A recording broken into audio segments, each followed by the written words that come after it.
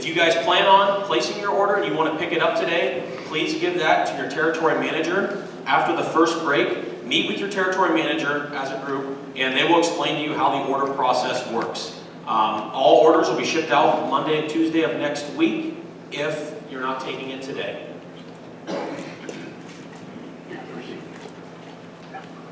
So, kind of like I talked there on the video, stronger together. And that's a little bit of what today is going to be all about. This is our team. You guys are part of our team. I myself, I'm RJ Jacobs, the general manager of the company. I played high school sports. My team was everything. When I'm now working for DAC, Direct Action Company, that is our team. You guys are the team of each and every one of us as well. If we didn't have you guys, we wouldn't have a team. So I want to thank everybody for coming. And today we're going to have many of our speakers talking a little bit on our relationships and how we work stronger together and we are able to provide to you guys and allow you to provide to your customers as well. So with that being said, next up is Paul Kalmbach Jr. and he's going to talk about our relationship that we have had over the past 10 years with Kalmbach Feeds and manufacturing our DAC supplements.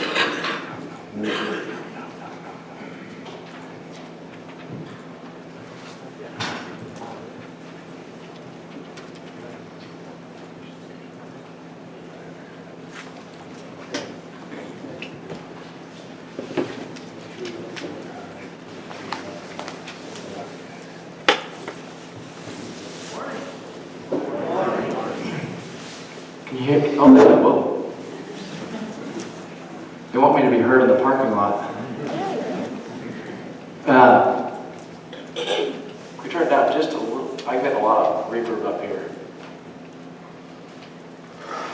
There we go. That's better. Good morning. Thank you, RJ. Really appreciate the introduction. I was thinking about all the things that RJ and I have in common, and thought I'd share a few of those with you this morning.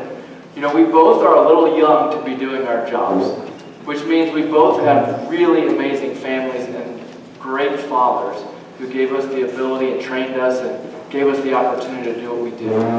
We both married young ladies that are way nicer than we are. and we were both pretty good at football. I was the 2003 8-year-old champion in the Pee Wee League, and RJ set a bunch of football records in Ohio high school history, so I would say it's about even. But no, I really appreciate it, and I'm honored to be here. It's truly an honor to be able to speak to all of you and present a little bit about Kalmbach. And I would echo what RJ said this morning is, we really do feel it's a privilege to work with the DAC team to manufacture some of those products. And as RJ were talking this summer, he asked me, he said, well, would you share some of the things that you do at Kalmbach that instills the confidence that we have as Direct Action Company in working together and having you on our team? And so this morning I'm going to share a couple of things. I'm going to share a little bit about who is Kalmbach. Many of you may know who we are, some of you may not. And then I'm going to share a little bit about why the DAC team has chosen to work with us, I hope. Some of the quality things that we do in the manufacturing process. And then I'm going to just share a little bit about my passion for the industry and some of the challenges that we're all facing, but why I'm so excited for the future. So hopefully that's good. And RJ told me I had 3.5 hours, so I'll make sure we have a bathroom break. Okay. So I want to start out just by saying thank you. Thank you to the DAC team and thank you to all of you. You guys are working with an amazing team at DAC. The people, it's hard to find better people in this industry and the products and the whole team. And so we want to say thank you as a Kalmbach family and as a Kalmbach team for the opportunity to be a part of this. And I never want to take that for granted. It truly is a privilege. So who is Kalmbach? Kalmbach was started in 1963. So we're 61 years old this year. My grandfather actually started the business, so I'm third generation. And you can see the pictures across the screen. We started on the far left in a bankrupt, foreclosed, rundown feed mill that my grandfather fixed up for about 18 months. Our first customer was a duck farm. So we started in the commercial feed industry. We also, we grew that business, but my grandparents are on the upper left, and then my dad and I on the upper right. So my dad ran it for 40 years, and I became president in 2020. And I tell people it was March 12th of 2020 My dad either had incredible foresight or that was a really strange coincidence, because that was the day Trump shut down the country. I can't talk about who Kalmbach is without talking about our core values, and I think that's another thing that really makes DAC and Kalmbach a great team, is the values that we share. We want to follow the golden rule. We want to treat other people the way we want to be treated. We want to own quality every time. I know that's a principle of direct action as well. It doesn't mean we're perfect, but it means that when we make a mistake, we're going to fix it, we're going to make it right, and we're going to own the quality of the products that we produce. And we're going to do everything that we can that when that product goes to your animal, your horse, it works exactly as intended. And that's really critical. I mean, these are not just animals. These are friends. These are pets. These are our working partners. That matters. It means something. And so it's our job to make sure that we honor that. And then we want to work hard to win as a team. RJ mentioned it as well. This is a team sport. We make the saying in our shop that winning is about our customers winning, our team members winning, our communities winning, and it means that our competitors lose and we're totally okay with that. So we want to win though as a team. And we want to go the extra mile to delight our customers. This is a little bit about the Kalmbach organization. So we still have a 61-year-old commercial feed business. We produce basically any type of feed that makes meat, milk, or eggs for animals. And so we've got about 22 nutritionists on staff. We've got a full complement of research facilities I'll talk about. Many of you are familiar with the Tribute brand. That's in our retail feed brand. And then we also produce about 2 million eggs every day, and many of them in this area. And then we produce about 1 million pigs a year in our pork production. So we've diversified across different parts of ag. And I think the biggest takeaway is, all of these businesses are synergistic to what we're doing today. The commercial team allows us to have the nutrition team on staff that can support our customers and assist with ingredient research and ingredient protocols, etc. And then we are able to translate that into trials and things like that in our animals. So it's a huge opportunity, creates a lot of wins, and allows us to partner well with our customers. This is where we're located, a couple of our facilities. We have several plants in Ohio. We've got a plant in Pennsylvania, Michigan, and Mississippi. We've got about 900 team members. We've got about 400,000 square feet of distribution warehouse, and we've got about 1.9 million tons of capacity. So a lot of people don't know a lot about us. We always say we only want our customers and our soon-to-be customers to know anything. We're not trying to paint a target on our back or have an ego, but I think it does show the capabilities that we're able to do for our customer base. This is one of the things I'm most excited about. We've invested over $8 million into research facilities over the last 5 years. If you look at universities and you look at where that evolution is going, there are more new ingredients and new products coming out every year than there have ever been in history. The globalization has occurred. There's ingredients coming from countries all over the world. And the universities are doing less research, and the quality of the research out of universities is more challenging, at least what we've found. And we work with many of the better ones. But it's harder to get research done, it's much more expensive. And so we said, hey, we have to invest in our own research if we're going to be partners with our customers for the future. So I'll talk a little bit about the equine research facility that we've invested in over the last couple of years. But we have a swine research facility, actually 2 of them, a broiler research facility, equine, calf research, and we'll talk about, we also built a third-party commercial lab. Again, turnaround times. How do you make sure that the ingredients that you're buying work, that they're exactly what you're paying for, so that when you put that into a supplement or into a feed, it is going to perform the way that you made a promise to your customers. And that's how we view this. When we put a nutrition spec on a bag, or we send a label to our customers, or we say something that we believe, that's a promise. And I don't know what, I'm sure we were all raised fairly similarly. We keep our promises. And we've got to do everything that we can to keep those promises to our customers. And one of the things that we've learned is we can't wait 3 and 4 weeks for lab tests to come back. We can't only do the lab testing at the bare minimum. We've got to test our ingredients on a routine basis. We've got to be testing our finished feeds on a routine basis, or the supplements that we're making. And this is a wet chemistry lab. It's not just near infrared. It actually goes all the way to the wet chemistry where we can do mineral analysis, fat, protein, fiber, ash, calcium, phosphorus, all those different types of things. And it's, again, helping us keep those promises. And then these are the brands that we support in the retail business. These are all our brands. But we really appreciate the opportunity to work with DAC on the supplement side, which we really don't have much of. So it's really a symbiotic relationship where we can support a fantastic customer and all of you in the business that they're doing. And I just say thank you again. We've experienced some significant growth over the last 60 years, and it really just is because we have fantastic customers. We're not special people. We've got a great team. We work really hard, but it's really, the good Lord has been gracious to our family, and we've been able to work with some really great people. So that's a little bit about Kalmbach. So what makes Kalmbach different or unique? Why would RJ and the DAC team put so much confidence in what we're doing? And I want to share a little bit of that with you this morning as well. I think one of the things that makes us special is not any of the individual things on this chart. I know it's a little bit of an eye chart. There's nothing totally unique about any of these individually. What makes us unique is the way that we put all of these quality controls together into one system. We don't, a lot of our competitors on the feed side do what we call least cost formulation. They can change those formulations every single week. We don't believe in that. We believe that when you start feeding an animal, that product needs to be consistent day after day after day. I tell our team, I said, we're not making animal feed. We're making boxes of Cheerios. This is what I tell our operations team. When a customer opens our bag, they need to have the same experience, or that supplement, or whatever it is we're making for our customers. They need to have the same experience as if they're pouring a bowl of Cheerios, because that's how they're looking at this product. They're looking at it. They don't want fines. They don't want black Cheerios in their box. They don't want burnt Cheerios. They don't want all these other things that they're like, that shouldn't be there. That's the same standard that we should have for our products going to our customers, because that's how people are feeding them, a scoop at a time.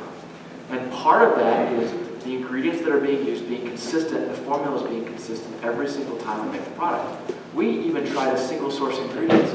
So we have single suppliers of oats. We buy local grain. We have 1 or 2 sources of soybean meal that we're testing every single load that's coming in so that we know the quality of the products.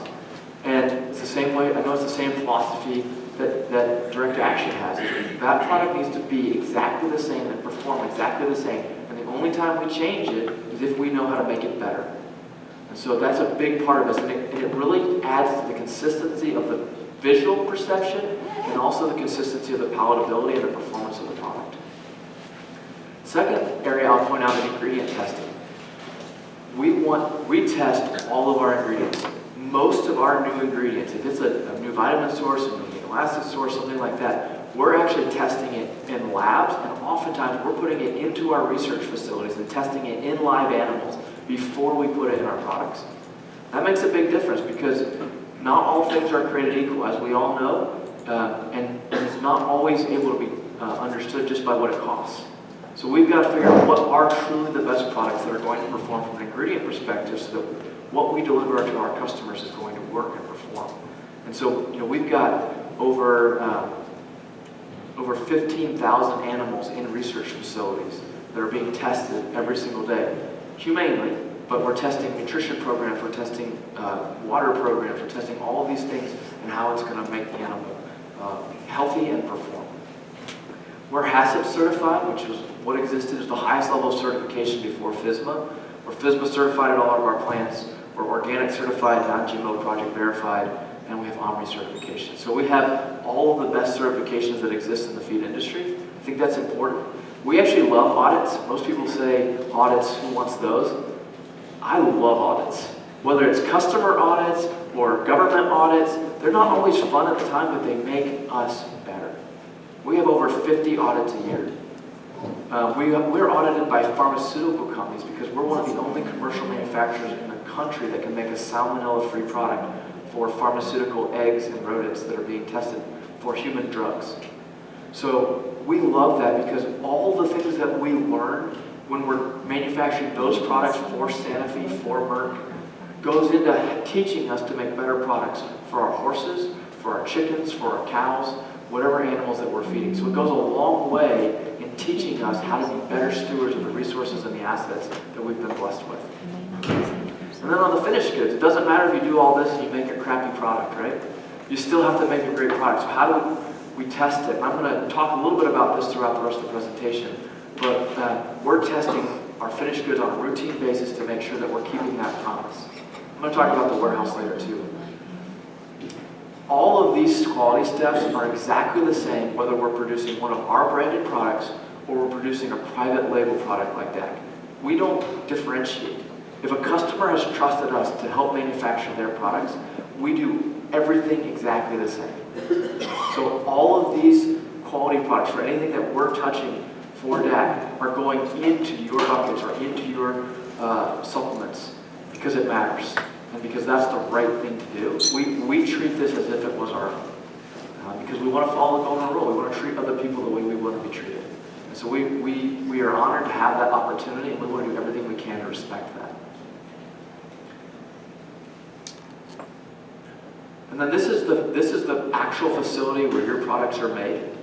This facility is the most technologically advanced retail feed facility in North America. I've said this in front of thousands of people, and no one has ever challenged me. I've been in a bunch of them. There isn't anything like this in North America making retail feed products. There isn't dog food, those are some high-end facilities, but making equine products or things like that, they don't exist. It's completely ionophore free. It's never had ionophores in it. So obviously that's a huge issue for horses. There may be a disagreement among vets about whether trace amounts of ionophores are dangerous or not. We don't play any games. The safest is just don't ever have them. And so that's a philosophy that we have for all of our equine products. They're only made in truly ionophore-free facilities. This is the inside of that facility. These are the state-of-the-art bag lines. These are fully automated. No human being has to touch those bags before they're put on a pallet. Every single one of these lines has a metal detector for ferrous and non-ferrous metals because that's a safety issue, and safety is a human issue. We don't want anything to negatively impact that animal or the human being who's caring for them. So this is a huge deal for us. We put this on every one of our bag lines. We also have a check weigher. So I ask this question whenever someone's taking a tour. I say, if we put on a bag or on a bucket that it weighs 50 pounds, and it gets to your house or your customer's house, and it's 46 pounds, what does that customer feel? Cheated. Somebody said it. Cheated. They don't go, you know what, I think they meant well. I bet they intended this to be 50 pounds. They go, dang it, they cheated me. You immediately have a negative interaction with that customer. And you never know about it because they just stopped buying the product.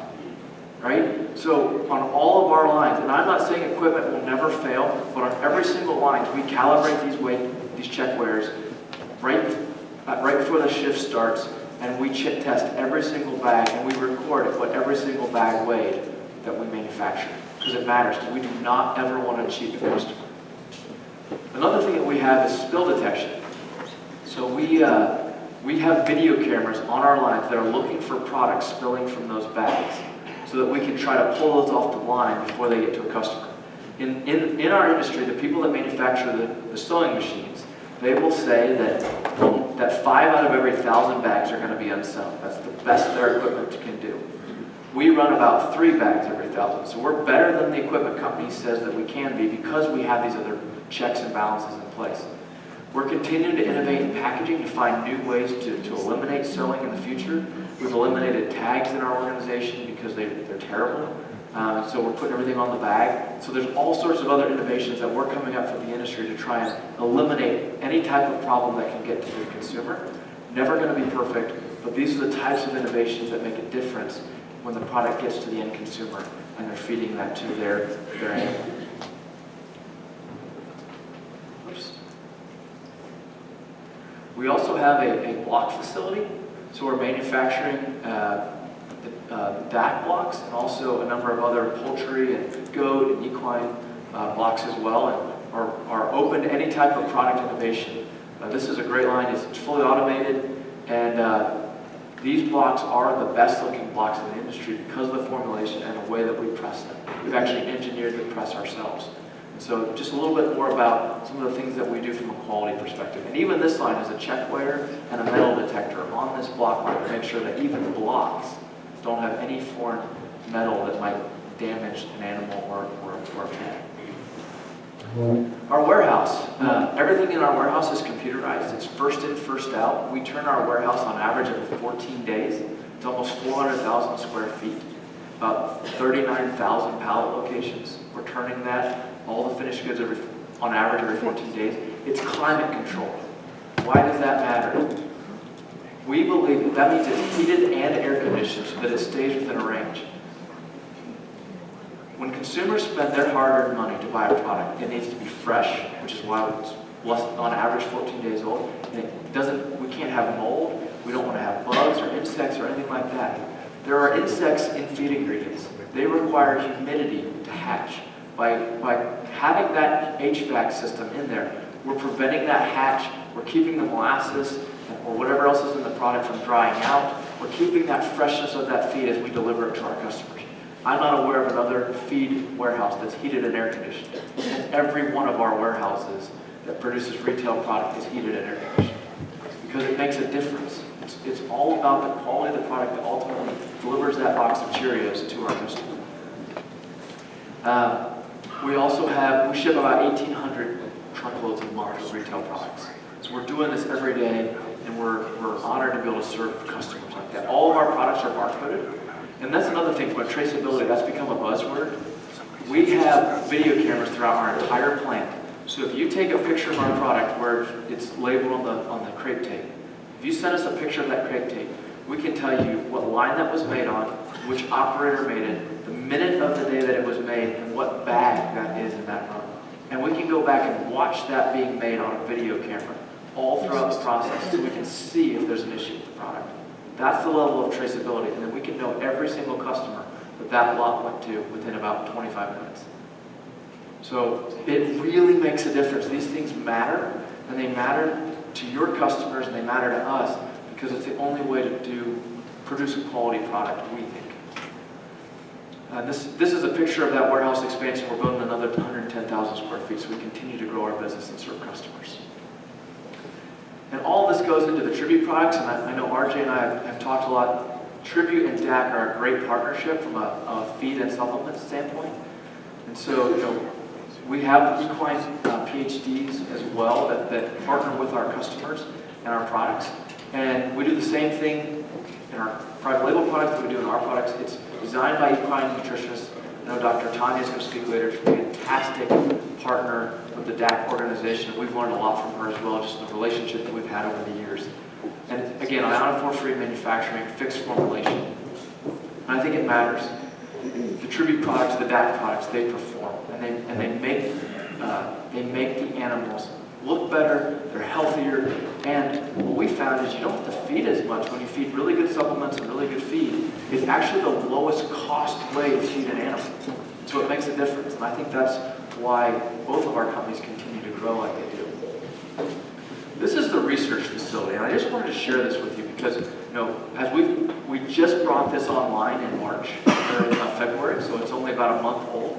It's got about almost 25 horses in it. It will have 25 horses. I'm going to show you just a short video, and I'm going to talk over it because there's no sound. But this is the TARIC, the Tribute Equine Research and Innovation Center. And we're really excited to partner both with our internally and with our customers on this. There's a state-of-the-art German equicizer in here so that we can do exercise studies and exercise response where we can feed or supplements. We can exercise the horses, and we can actually test the blood and the muscling tissue samples in the lab on site, and we can understand what the impact of that product is on the animal in exercise as recovery. We also have a palatability station, so we have the most sensitive equipment that you can buy that can determine A/B testing, which product the horse went to first, which one they ate the fastest, which one they preferred, which one they ate more often, how they consumed the product. That gives us a lot of data into how the products are actually performing in the animal. And nobody can tell any better than the animal how it's going to work. So there's about 25 horses. We can do about about 6 or 8 studies a year, and we're really excited about the opportunity that this is going to create. Exercise physiology, palatability, actual response. We can do all of this subjective muscling and all those hair quality, coat quality, all those types of things. Again, that's going to be subjective, but with horses it makes a difference. So how do you judge them? We're working with the University of Findlay, which is one of the top 10 equine programs in the country from a veterinarian perspective. And so we have a lot of great partnerships that I think is going to really deliver results and allow us to test new ingredients, partner with our customers on new product development, and I'm really excited about it. And it's in Findlay, Ohio, so I always say if any of our customers ever want to see it, it's open. We welcome anybody to come see it. And like I said, these tend to be some of the more popular products that perfectly complement the DAC supplements and what you're already doing. So great opportunity to trust the products that you're feeding. So our goal is to build a mutually beneficial partnership. That's why we're here. We want you and your businesses to be successful. We want the products to perform, and we want to do whatever we can to serve our customers well. So that's a little bit about Kalmbach. So RJ asked me to talk a little bit about what I see is going on in the industry, things that we're all facing, what my perspective is about the future. And I will tell you, this is one man's opinion. It's worth what you paid for it. So, but I get to travel around the country quite a bit, and I get to hear from a lot of customers, suppliers, other business leaders.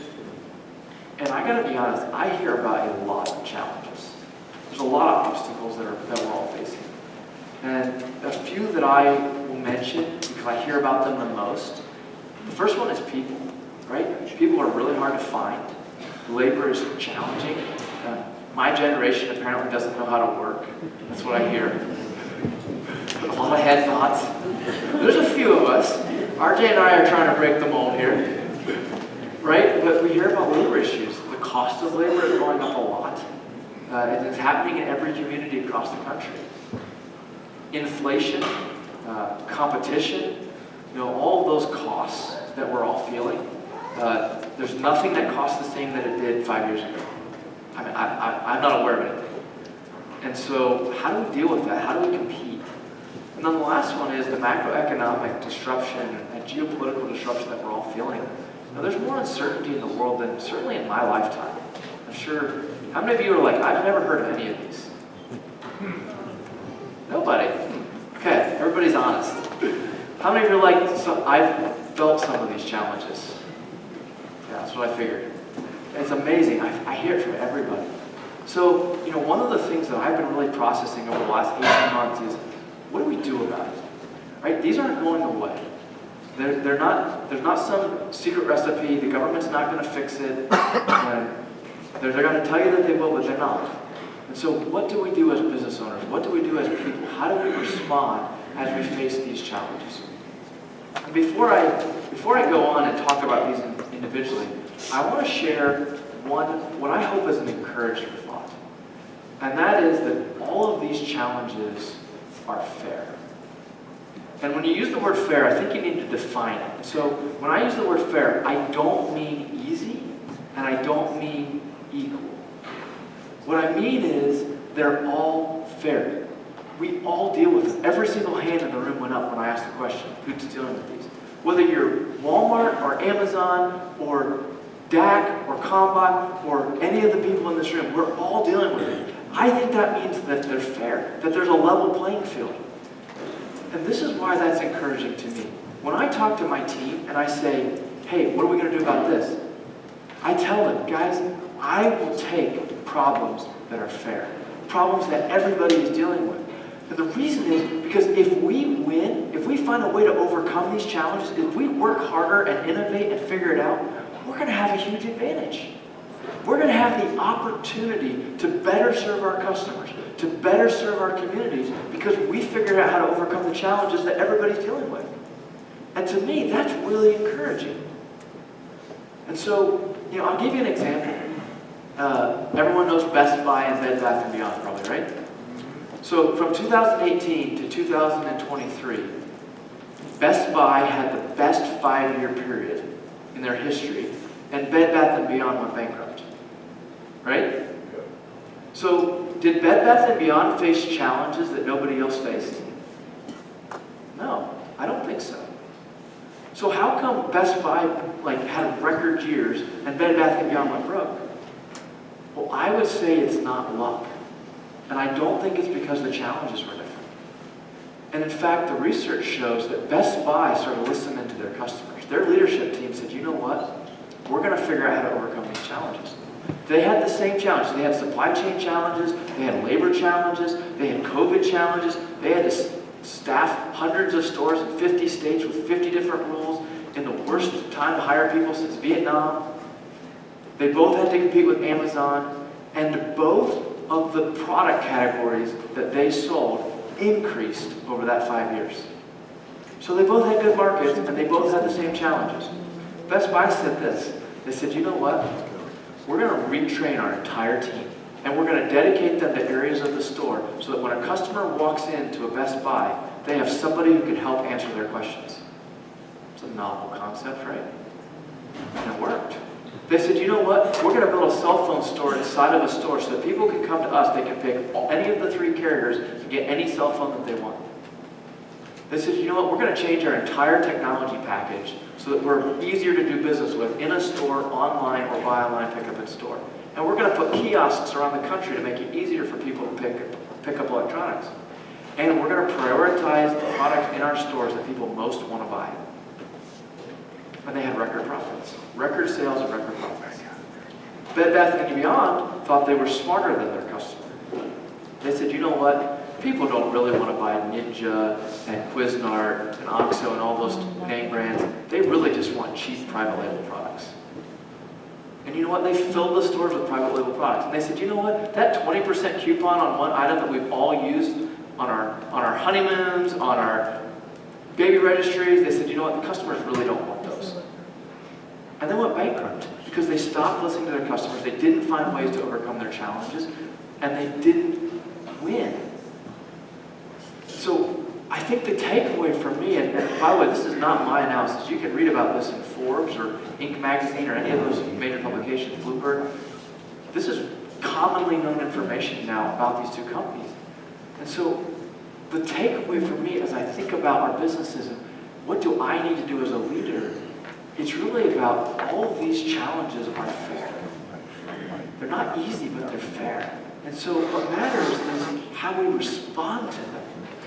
How we respond to the challenges, the attitude that we have, the way we go to market is going to determine our success, not the challenges themselves. And I think that's an encouragement. It's an encouragement to me that we can overcome, we can win. All of us in this room. And so we can spend a few minutes talking about the individual challenges and things that I think we can do as business owners and as people to overcome them. And the first one we'll talk about is labor. Labor market is tough. It's really tough. And it's not going to get easier. I read a statistic that 20%, this year is the highest percentage, 20% of the labor in this country, in the workforce, was not born in this country. And that's, in many ways, that's fantastic. But it just shows the statistic of where, how hard it is to get labor in the United States. So what do we do about it? We all have the challenge. It doesn't matter whether you're a big company or a little company, it's hard. I think sometimes I have the perception, maybe some of you share this, that big companies have this giant pool of labor that they're hiding, and it's like they bring it out when they need it. I'm pretty sure that's illegal in almost every country, right? But we feel that way. We're like, why is it so hard for us when they seem to be successful? The first thing I think we have to do when we're thinking about this challenge is we have to change our mindset. And I've told our team, guys, we are not going to complain about problems that everybody has. We're going to name them, we're going to work harder, we're going to be more creative, and we're going to figure out how to solve them. And so with labor, the first thing we have to do is we have to say, you know what? If we solve this challenge, we're going to have a huge opportunity because everybody's dealing with it. If we get the right people and we train them properly and we do the things that we need to do, we're going to get to win. We're going to better serve our customers. We're going to go the extra mile and delight our customers better than anybody else. And we're going to grow our business. And And so that mindset, it changed for us. It didn't make finding people easier. It made the challenge part of our mission. We have to do this. This is what it takes to go the extra mile for our customers. It forced us not to worry and focus as much on what it cost, and focus more on the opportunity that it was going to create. To say, if we solve this, if we find the right people, we can win. We can do this. We're going to have a lot more fun. And so it gave us a new excitement about solving the challenge that everybody has. And so as we've thought about labor, we've thought about what are the things that people are looking for today. Obviously pay, we all know that, right? We're not going to get around that. Everybody's costs have gone up. The cost of being alive has gone up. And so we have to pay competitively. That's the number one thing people are looking for. So I pulled some stats from Gartner and a couple of other research firms. You know what number two is? A sense of belonging. A human connection. You know, I think about this. Do you think the people in this room or Walmart can do a better job making their team members feel like they're important? Who thinks Walmart? Nobody. I agree with you. I don't think Walmart can make their team members feel special like everybody in this room. That's a huge competitive advantage. It's the second thing that people are looking for. Just someone who cares about me. A team that I'm excited to be a part of, where I can feel fulfillment in my job. That's a competitive advantage. So we have to think about, as we go to the labor market, as we think about the things that we need to individually do, what is our competitive advantage? And that is a major one. Another one is, do I get to use the skills that I have in my role? You know, I went to college, or I developed these skills, or I grew up in this business. Do I get to use that to be successful? Is someone investing in me? Is someone training me to be successful? I think that could be a competitive advantage of ours. We can better train our team. We can show them we care about the customer. We can allow them to use their unique abilities and put them in the right spot and be more creative and have different structures. Those are advantages that big companies can't have. Somebody at corporate HR tells them what they're going to do when they grow up, right? Like, let's use that advantage. Training is another thing people are looking for. Another one is, do they fit my values? You know, in a world that is as divided as the world is today, it's way easier to show different values. People are more than ever, and I'm not saying diversity isn't good, but we have different perspectives and different races and genders and all those different things. That's fantastic to get all those ideas in the house. But all those differences want to come together around shared values. Does this organization believe about treating people the way I believe? Do they want to do business the way I want to do business? And I tell you guys, when I travel around the country, there are some stark differences in the way a lot of businesses behave today versus what people are looking for. And I know many of the values in this room, good, hardworking, Midwest, faith-based values, they can make a difference in attracting people. And we've got to tout those. They may not be popular in the media, they may not be popular on Instagram, but they matter to people still. And that can be a competitive advantage for all of us. So how do we use those advantages? I think that's the first thing that we have to kind of work through in our mind is, what is my advantage? How am I going to use that advantage to attract the people that are going to help me go the extra mile and serve my customers better? At Kalmbach, we have a lot of work to do. These are the types of things that we're thinking about. And we are honored to have an amazing team. And having worked with many of the DAC team members, you guys have an amazing team. It's a great organization to be a part of. And I know they're using a lot of these advantages to attract the people that they need to be successful as well. Obstacle or opportunity, inflation, cost, competition. We're all dealing with it, right? The last 5 years have been the largest cost increases in my lifetime. I'm 34 years old. How do we compete? I think the first thing we have to do again is we have to remember that every one of these challenges is fair. Costco and Tyson pay the same for corn, the same for minerals that we do. That's why they're commodities. There's a board price. They've had the same challenges that we face. Amazon has had the same price increase in commodities and the goods that they buy that we have. Costco, what they pay for chicken is the same what everybody else pays for chicken, right? It's a commodity. We're in a commodity business, so costs are fair. Cost increases, and freight is the same for Walmart than it is for everybody else because the diesel price is the same. I think we have this mindset sometimes that like we're at a disadvantage, and certainly scale has benefits, right? But we have advantages too. And so our first mindset can't be, man, how am I going to compete with these costs? The mindset has to be, how do I create more value for our customers than anybody else? Because that's how you pay for cost increases. You continue to find ways to create value. How do I make it so that I can train our customers better, so I can be more helpful, so I can go the extra mile more for them, so that when they think about who they want to do business with, they pick me. That's how we win. It's not by worrying about what the competition is doing, it's about worrying about who's going to create the most value for the customer at the end of the day and for their animal. And the people in this room, the knowledge that exists in this room for the horse owner is amazing. It's amazing. You guys know more than most universities in this country about how to feed a horse and take care of him. And a dog and a deer. You have an advantage. You can train your team members better. You can deliver products. You can, when a customer's out and they need something, you can be that person that they call. The other thing I think about mindset is, I think oftentimes, the media wants to tear us down. Facebook wants us to be discouraged, if you just scroll through it, right? And I think we have to remember a lot of the good things that are going on. I don't know when we're going to have the next recession, but it's not right now. Unemployment is low, consumer spending is up, the stock market's at an all-time high, commodity prices are actually coming down. There's a lot of really good things going on. Nobody will tell you that, but I'm going to tell you that. There's challenges. We're talking about challenges. But from a mindset perspective, if we go out every morning and we get up and we say, you know what, we're going to win today. And there's lots of opportunities to win. I think that mindset will propel us to more success than saying, man, let's just wait for the next recession. It's coming. And I'm not trying to discourage planning, and I'm not trying to be a false optimist. I'm trying to say, let's wake up every morning and figure out how we're going to win, how we are going to create more value for our customers than anybody else.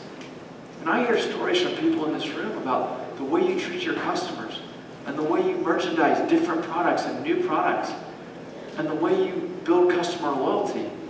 I heard about a customer that cleared their store out and they invited their customers in to have dinner. Did you know, I have never been invited by Kroger or Walmart or Meijer to have a dinner in their store. Not one time. Has anybody else had dinner in Walmart for thank you for their customers? Man, we are missing something. But I hear stories from people in this room and people, our customers, who are doing such unique things to say thank you. That is a competitive advantage. That is why people call you when they want to know what's wrong with their horse or their dog or how to manage their deer. You guys have competitive advantages. Every single person in this room. I tell our team, we are not going to win trying to be Purina or Cargill. Purina and Cargill have a 150-year head start being Purina and Cargill. They know what their value proposition is, and they're really good at it.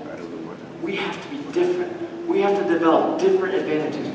That's why we want, if someone orders products from our warehouse, it ships 700 items in 48 hours. That's why we want to do whatever it takes to serve DAC. We want to be the partner that has a different competitive advantage, that creates more value. That's why we have all the quality processes, because we have to be different. We're not as big as them. We don't deserve someone to buy from us. We have to earn that every single day. And every single person in this room has an advantage. There's a reason that your customers buy products from you. Cultivate that.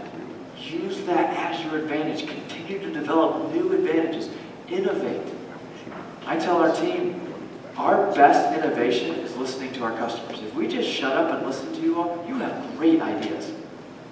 We just have to take the time to listen. And every single one of us in this room can ask our customers, what can we do better to serve you? What is something that we can improve on? Or what is a product you'd like us to carry? That's how we create more value for our customers. And that's how we overcome cost increases. I heard a really encouraging quote by Tony Robbins. Many of you probably know who he is. He's a motivational speaker.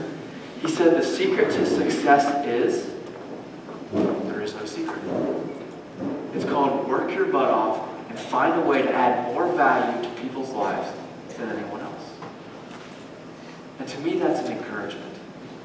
There is no Coke formula locked in a vault somewhere that determines how we be successful. Success is about hard work. It's about ingenuity. It's about innovating and finding ways to serve our customers better every single day so that we can win together. And in our industry, it's about win-win. It's about cultivating long-term relationships that matter for people and their pets. That's why we're here. And you guys can win. You have advantages. Know what they are and use them. Last obstacle or opportunity I want to talk about is just the macroeconomic and geopolitical turmoil. You don't have to watch the news for 10 minutes to know that there's lots of things that are wrong with this world. Right? Hopefully for all of you, you're like me and you don't watch much of it because it's not healthy, at least for me. Right? I can get depressed. So what do we do? Again, I think mindset, we gotta remember the good things. But for me, I want to leave you with one word. And that word is courage. Courage. I think to be a leader in the world today requires courage. I think to be a parent, to be a community member, to be a leader in our churches, to be a good spouse, it requires courage. This is not easy what we're doing. It's not easy. Anyone who tells you it's easy, it's never done it. It's a lot of hard work. It's a lot of long hours. But this room is full of courageous people. And that's how we face tomorrow. We have a mindset of winning. We cultivate value. We know that our team is going to be the way that we win. And it takes courage. In the Bible, God told Joshua, be strong and courageous. It was a command. Winston Churchill, in the darkest hour in modern history, said, success is not final. It's not. Failure is not final. It's the courage to continue that truly matters. It's courage. Franklin Roosevelt at the same time said, courage is not the absence of fear, but the persistence to triumph over it. He went on to say in that same speech, it's the recognition that there's something more important than fear. What we're doing is more important than everything else that's going on around us. It's about having the courage to truly go the extra mile, to serve our customers, to face the challenges that we're all going to have, and have a mindset that says, you know what, I'm going to overcome these. We're all facing these because when I do, we're going to have a lot of fun. We're going to serve a lot more customers. And we're going to make a difference in the lives of the people that we get to work with. And I use the example, my coach and I were having a conversation today. I have an executive coach, and I said to him, Brian, what we do is hard. Man, I wake up in the morning, and it feels like the challenges are endless. They're never getting easier. They're never going away. And I expected him to say something like, just push through it, Paul, it gets easier, or you're doing such a good job, go for it, keep it up, keep doing a good job. Right? Like pat on the back, kick in the pants, and let's go. That's not what he told me. What he told me was incredibly profound.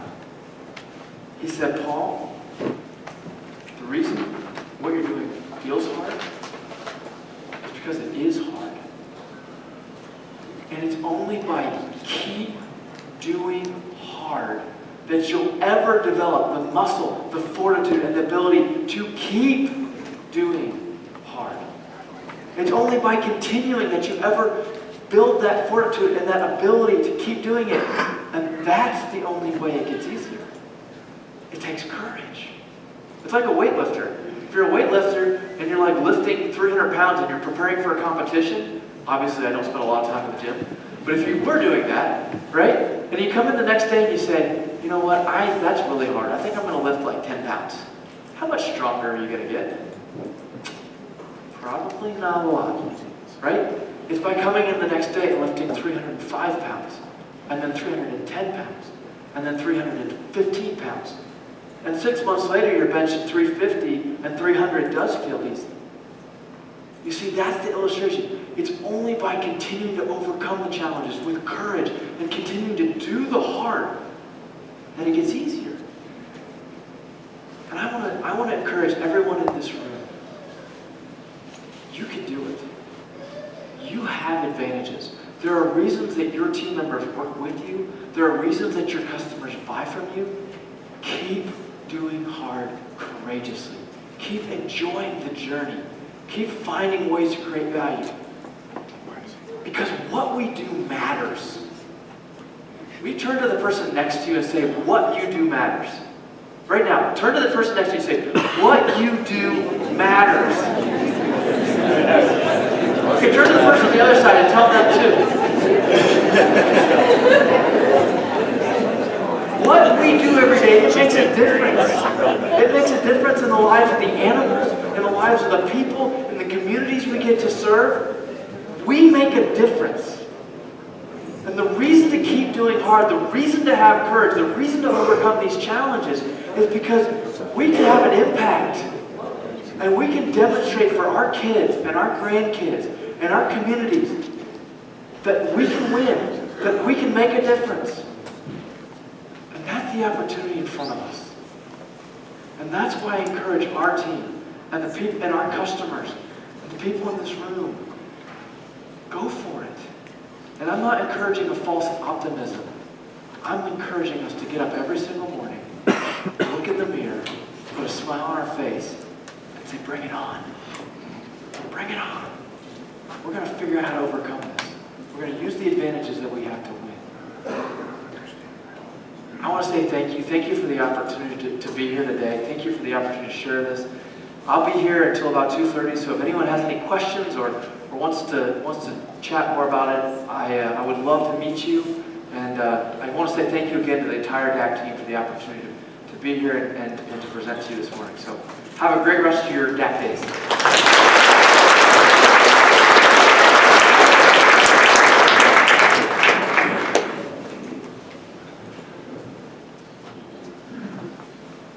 Well, wasn't that awesome? I got to hear Paul speak a couple weeks ago, and I get to chat with Paul on a weekly normally on going over different things. And I wanted him to kind of talk a little bit about why we have chosen Kalmbach to manufacture a lot of their products. And him talking about the research and going through their mill and showing how much value they put into their team and able to pass that down to us to where we can put it into our team really means a lot. And then a little bit about courage, I feel that we all need a little bit of courage. I know myself every now and then, you got to wake up and your glass can either be half empty or half full. And after listening to Paul and talking to Paul, and wake up every morning and think that cup is half full. You're ready to go and conquer that day. So thank you again, Paul, and thank you, Kalmbach, for all you guys do for us. With that being said, bathrooms are right out here. There's water, popcorn right back there. We're going to take a quick 10-minute break. Then we're going to jump back in with Michael Eggleston and our partnership with Kevin. Be sure to meet your territory managers and ask them how the order process goes as well. Thank you.